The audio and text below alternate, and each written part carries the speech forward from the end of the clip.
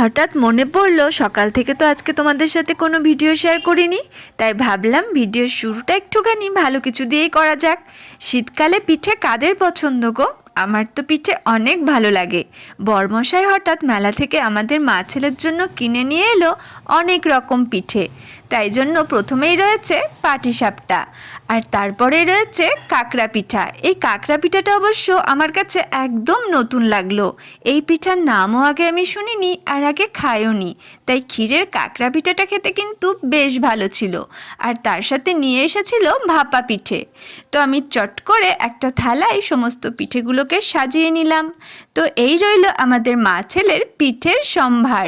তো পিঠে প্রেমীরা কোথায় সব? জলদি জলদি কমেন্ট করে যেও, আর অবশ্যই লাইক শেয়ার কিন্তু করো বন্ধুরা। তোমরা সবাই ভালো থেকো, সুস্থ থেকো। আবার দেখা হবে নেক্সট কোনো মিনি ব্লগের সঙ্গে। টাটা।